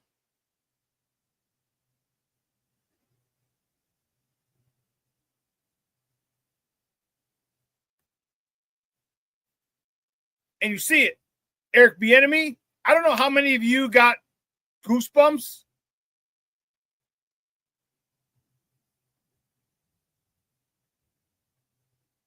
I don't know how many of you got goosebumps, but I did.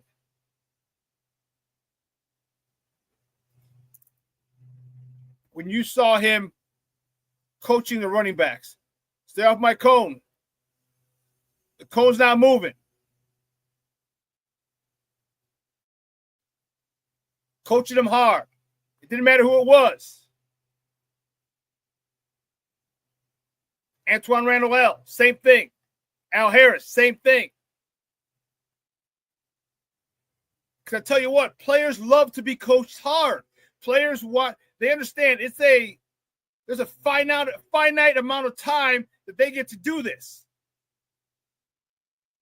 Anyone who plays football, there's a finite amount of time. It comes to an end at some point, whether it's in high school, college, semi-pro, pro, UFL, whatever. There's a finite time for you to play, and you don't want to waste any season with shitty coaching. Great players want to be coached hard. They want to be great.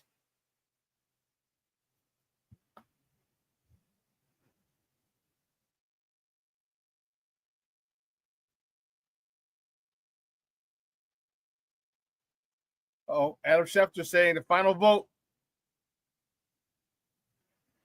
Final vote on the proposed ban of the tush push were 22-10. At least 24 votes were needed to ban the tush push. So the tush push is still in play. That is literally came right across the wire a second ago.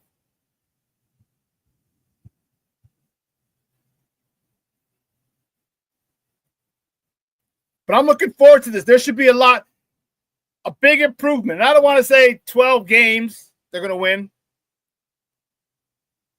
And truth be told, I think we have a chance to go to the division, to win the division. I'll tell you why. I've told you why, but I'm going to tell you again. The Detroit Lions lost their offensive and defensive coordinators. You know, the offensive coordinator said, well, we're going to keep running the same offense. It's not rockets. I'm not dumb. I'm going to keep doing what I'm doing.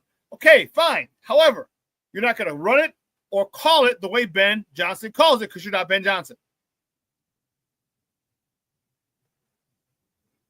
They lost their defensive coordinator, Aaron Glenn. So the defensive scheme is going to be different. Their philosophy is going to be different. The way that defense is called during the game is going to be different. There's a lot of adjustment that needs to go on up there in Detroit. Minnesota, they're starting their first year. They're a quarterback who's making his first NFL start in J.J. McCarthy.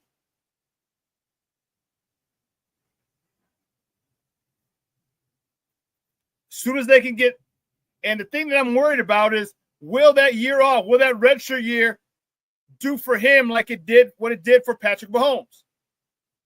Now, Patrick Mahomes started the last two or three games his rookie year, but he sat on the bench. And that's exactly what J.J. McCarthy did. He sat the bench because he was hurt. So you look at things differently. Analyze things differently.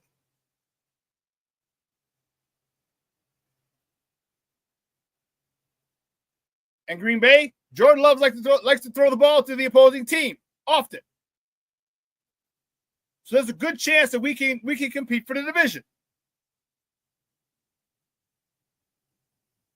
How soon does Caleb pick up the offense? How soon does the rest of the offense pick up the offense? How soon can Caleb and his receivers get on the same page?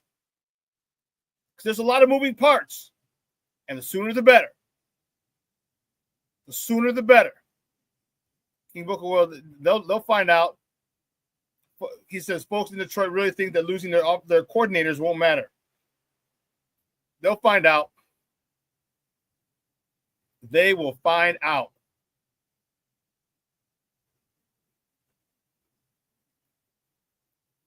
Coaching matters, I'm telling you.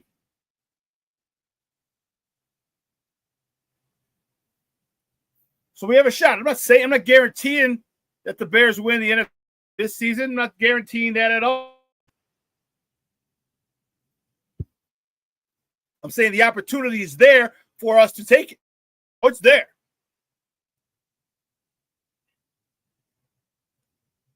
The way that these guys are on these players is music to my ears. The hair on my arm stands up. I don't have any hair on my head, or that would stand up too. The hair on my arm stands up when I hear Eric sleeping with Bieniemy getting on his players. The hair on my arm stands up when I see Antoine Randall getting on his players. The hair on my arm stands up when I see Dennis Allen getting on these players. The hair on my arm stands up when I see Al Harris getting on these players. That's football to me. Football is the alpha of alpha sports. And you have to talk to and coach alpha males like this. Which is why I think the success, the chemistry is going to come sooner than many people think. Reason being, there's going to be a standard set. Accountability is across the board. And that's what's awesome. I love the fact that there's no depth chart. Love it. I said, we ain't got no depth chart. Everyone's competing. That gives you a first-round pick, a second-round pick, a third-round pick, a fifth-round pick, a seventh-round pick, an undrafted free agent. That gives you an opportunity to make the squad. That gives you a fair opportunity to make the squad.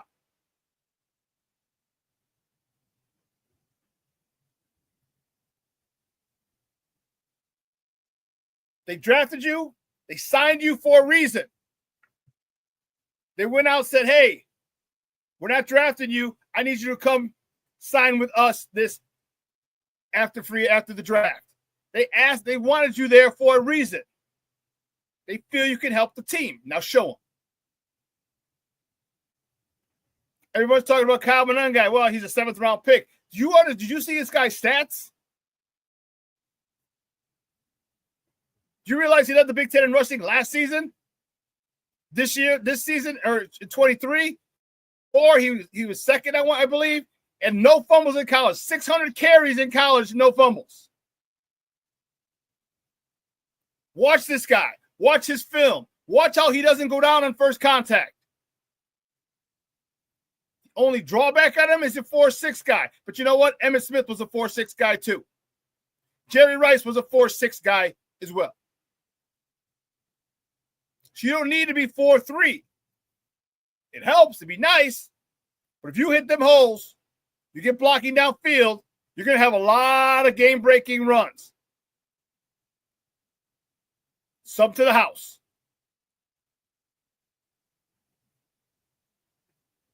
Colston Loveland, I can't wait till it's not going to be available until probably training camp because of his shoulder. But I want to see him explode. I want to see Caleb Williams distribute the ball to all of his offense. Luther Burden. Come on now. This dude got mad speed. If they start him in the slot, goodness gracious. DJ one side, Rome on the other side. Luther Burden in the slot. Cole Kmet at tight end. Or you can put Colston Loveland at tight end, flex him out, have him 4 wides. Plus DeAndre Swift or Kyle Monangai. I want to see Caleb Williams comfortable. I want to see Caleb Williams have time to go to peruse the field. First check, first read, second read, third read, fourth read, check. Nope, run.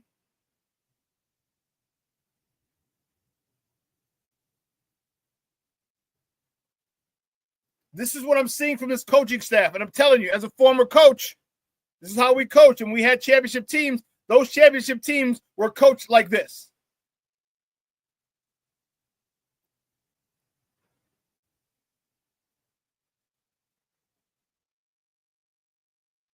And apparently today, the Bears are speaking to the media.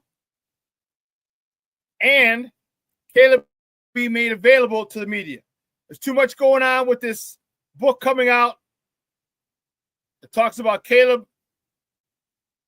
and his dad doing a publicity stunt to get the Bears to back off him last season before they drafted him. At this point, I said my piece, but it's not news. It's water under the bridge. Caleb's here. Caleb chose to come here.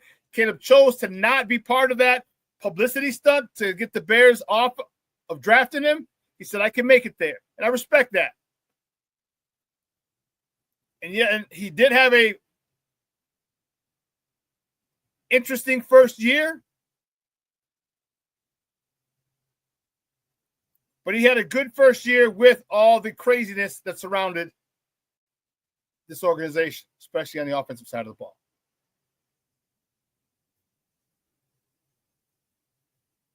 The kid is unbelievably talented, and I cannot wait for him to get good coaching to bring out the best talent, the best that he can be. I can't wait. You can't. We, as Bear fans, can't wait. I want to know, is he the first in the building every day? Is he the last one to leave? What's this guy's work ethic? Because apparently, according to him, no one watched film with him last year. Apparently. Allegedly.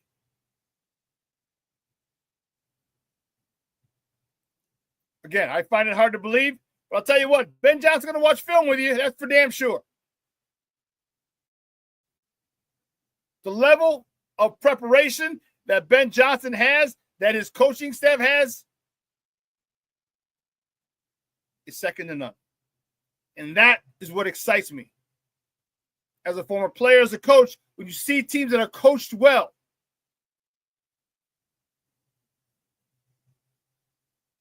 when you see teams that are coached well, they might not have a lot of talent. And sometimes you even overlook the fact that they don't have a lot of talent because they're coached well. Sometimes they look like they have more talent because they are coached well. Coaching can cover up for a lot of other issues. Not all of them, but a lot of them. When you do your job, rely on the fundamentals, everything. Take care of the little things. If you take care of the little things, there are no big things. That's the mentality that these guys got to have. Take care of every little thing so there'll be no big things. And this team can really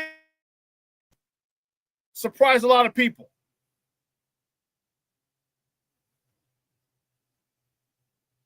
King Booker was, I didn't believe the watching film story at first, but now too many folks are reporting it. I didn't believe it either. I didn't believe it. I still don't believe it. So you mean to tell me no one, Luke Getsy, quarterback coach, no one watched film with him, and then he didn't ask for help? He didn't go to Ryan Poles? Nothing? Yeah, I'm not buying it. I was born that night. I just wasn't born last night. But the bottom line is, that was last regime. He's here. And it says something about his character, because he had all the fears, every single one of his fears, the fears that he and his dad had, came to fruition. Every single one, and probably other ones they didn't think about. Other issues they didn't think about came true. The kid still wants to be the quarterback for the Bears. Says a lot about that young man, his character, his grit, his determined to be great, his determined to take on a challenge. He understands that this is not quarterback heaven. It's not conducive to quarterbacks. Last good quarter, we haven't had a great quarterback beside Cutler. Justin Fields is on his way to be a great quarterback. We haven't had a great quarterback in like the last 50 years. Cutler was great, but he had 6 offensive coordinators in 8 seasons. It kind of hinders your growth. The lack of stability hinders your growth as a quarterback.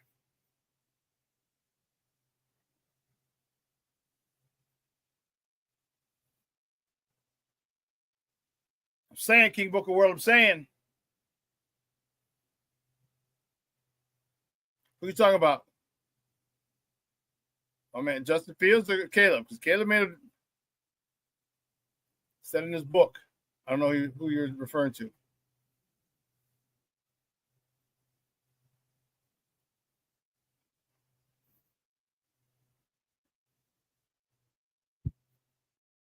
I hope you guys are excited as I am, because you should be.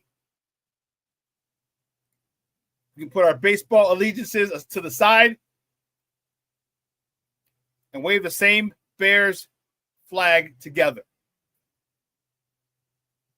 There was a billboard on 290 coming inbound from O'Hare, or 290 coming in, right around First Avenue. There was a Miller Lite ad that said, "Baseball divides, football unites us." Probably the truest statement I've heard about Chicago.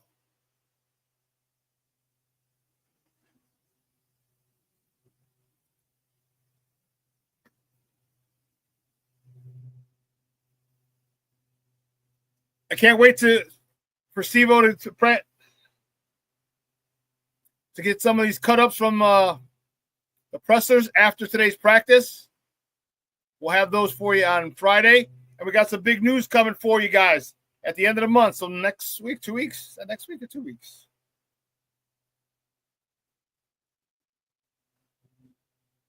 No, next week, next Friday. Yeah, we won't be on Monday because it's Memorial Day. But next Friday, we have some big news for you. Big news.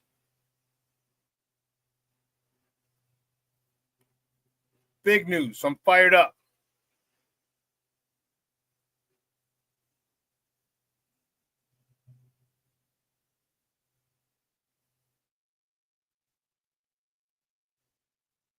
I met Caleb over the season. Hell yeah, I'm excited.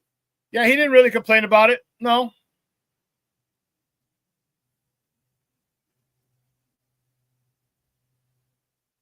Well, listen, 2 hours is come and gone. I want to thank my guest, Adam Chalifoux, today for coming out and talking some Bulls basketball with me.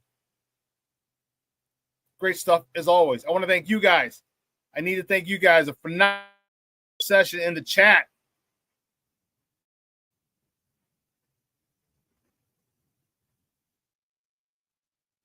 Shorty, FGB. That's what I'm talking about, baby.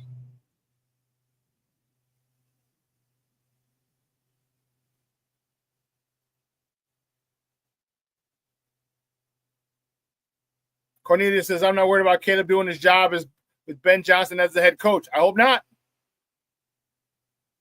I hope not.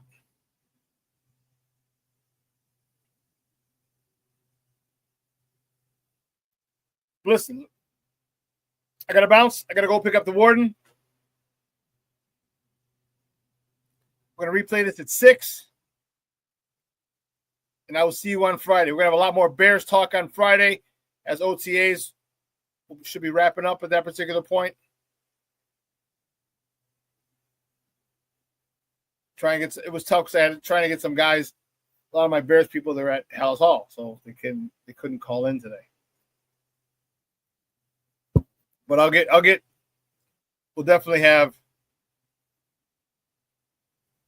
we'll have a Bears guest on Friday. All right, so listen, ladies and gentlemen, sports owners, make sure you let your loved ones know you love them, because tomorrow is promised to no one. I have to go to a wake today. A friend of my buddy Told you, today's a rough day for me. I don't know why. A friend of mine, his dad, a friend of mine, a buddy of mine, Scott Smolik, went to St. Rita with me. He was a senior when I was a freshman. He's the original 33. He had it when I was a freshman in eighth grade. In eighth grade, and as a freshman, he had it. He's the original 33. His dad passed away. So thoughts and prayers and my condolences go out to Scott and his family for the passing of his dad. Well, today is the wake over by CrossFit. Got 111th. It really, again, puts things in perspective. Puts things in perspective. Let your loved ones know you love them, because tomorrow is promised to no one. All right? Guys, have a phenomenal day. I know it's rainy and dreary and overcast and cold. It's okay. Take a nap if you can. If not, make it a great day. Make it a productive day. Start working, because today's so dreary outside. Just work your ass off, whatever you're doing. I have a whole bunch of laundry to fold. I just looked over. Whole bunch of laundry to fold. I'll get that done. Some more things to get ready for my mom's 80th birthday party next month. Got to get that done. And still find time to look at the charts. Get that done. Make it a great day. Make the decision to be great. Make the decision to follow your goals, your path. Goals. Set them and crush them. Where are you on your goals? We all make New Year's goals. Where are you? Are you on pace? Are you exceeding the pace? Are you behind? It doesn't matter, because all it takes is one decision to change your life. Make that decision, whatever you want. Proceed as if success is guaranteed. And guess what? It will be. Because if it takes you off a path and it takes you down a different one, then that's where you're meant to go.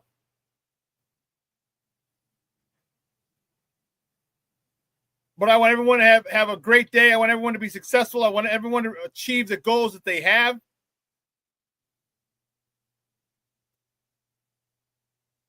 Shut up, Jay Grizz. Man, I'm almost at an 800 credit score. That was my goal. Dude, that is crazy.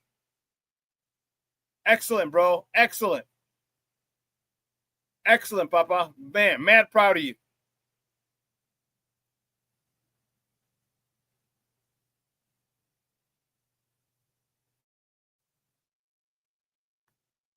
Mad proud of you. I never thought I'd make it this far as a single father of 2 kids, but I did it. You did. Chingon. Hello, chingon. Got mad respect for you, Papa. Mad respect. A lot of the single fathers don't get, my Peter Brady voice, don't get the love and the respect that they deserve. It's all about single moms. And they get all the love and respect that they deserve. I'm just saying single fathers don't get the love and respect that they should get. And, man, Grizz, salute for real. That's what we're talking about. To be real shit. Good stuff, Jay Grizz. Thank you for your time, man, for you coming on all the times and support me. I appreciate it. But time for me to get out of here. It's a little after 11. I got to go pick up the warden. Guys, have a phenomenal day. Again, this show's going to be broadcast at 6. Remember, we got big news coming next Friday. Okay? So for everyone here at Sports Zone Chicago, I'm your boy, the SuperBack, Shawn Sierra. Have a phenomenal day. Your boy is out.